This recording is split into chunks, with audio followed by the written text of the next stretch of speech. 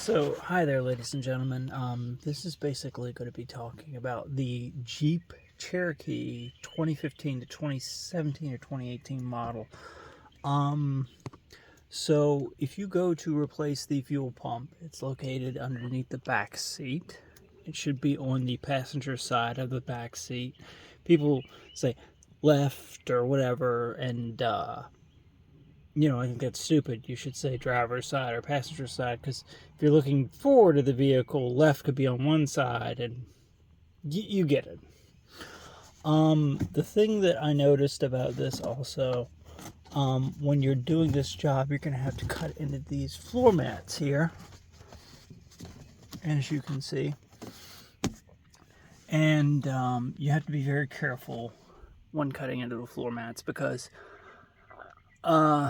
there is actually a wire that is running right here, as you can see, and it runs behind the unit itself. So when cutting, I would suggest to cut for the front. Another thing is you're going to have this. Let me climb in here. I've got limited space. So you're going to have this fuel pump locking ring here. I just put the little tab for the replacement fuel pump right there, but a lot of people are going to tell you to, get a screwdriver and hit it somewhere on the edge, and tap it, or get a punch, or as you can see, like one of these punches here. And I'm going to tell you that in most cases, you're not going to get lucky with that. I'm just going to be brutally honest with you here. If you decide to do this job yourself, do not invest in this thing. Sure, this may function well for somebody else, or another project, but in this instance, I would suggest getting one of these tools here, because this one fits on this unit.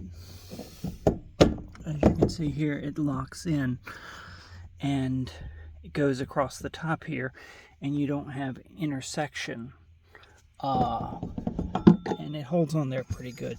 This is not going to hold on there. This you're going to have to fidget with. So do not cheap out. Do not say, hey, this part right here will be fine. It will just allow me to loosen it up or whatever. It's not going to work. I'm just going to tell you right now, it's not going to work. Go to Amazon. This is $14-15, maybe 16. If you are in a real tight pinch, you need it today. Advanced Auto sometimes carries them, but it's about $67. I think it's on Advanced Auto or AutoZone, either one of those places, and they may not even carry it. So yeah, just be aware. I would always go for this tool right here, as that's going to make your job a lot easier. Popping it off. You will have to use a lot of force to actually get this thing off, unfortunately. So I suggest a breaker bar. Where is my breaker bar? Here.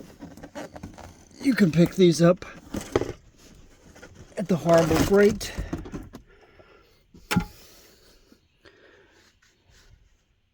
Right there. And if you have a piece of steel tube, or if you can get one cut, I would highly suggest getting one of those too. And make sure that the tube is hollow. As you can see, boom, we've extended the breaker bar. But I hope that is all helpful. If you decide to do this for yourself, just be aware that even though a lot of these different online guides will show you, like, oh, I'm going to pop this off with a hammer and a screwdriver, in about 90% of the cases, sorry for the noise, 90% of the cases, it's just not going to work for you. So I hope that's helpful to some people out there. I would advise ordering the tool online, especially if you ever watch a video before you do any of these projects and you do see these notches and this specific design here of this locking ring. I would go ahead and I would buy the tool, just to be honest with you, when you're purchasing your pump, your replacement pump. So there is that. But anyways, I hope this is helpful. I try to keep this short and concise and sweet. So I hope you ladies and gentlemen have a good day. So I didn't do this on camera, but it's going to be in the final edit. All I did was take this 1/2 inch right here and the bar and did some torque and pop. It came loose. Now that thing took a lot of force to actually get open. And as you can see, ta-da, the ring's off.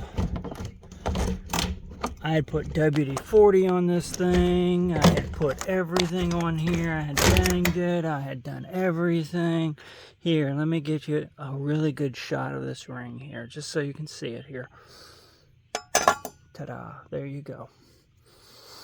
Now, make sure before you do all of this work that you take the fuel out of the fuel system. You know, follow the proper procedures, unhook the battery, all of that kind of stuff. Or disconnecting all of the stuff. Also, before disconnecting your battery, open your fuel tank and release any extra gas. I hope that's helpful.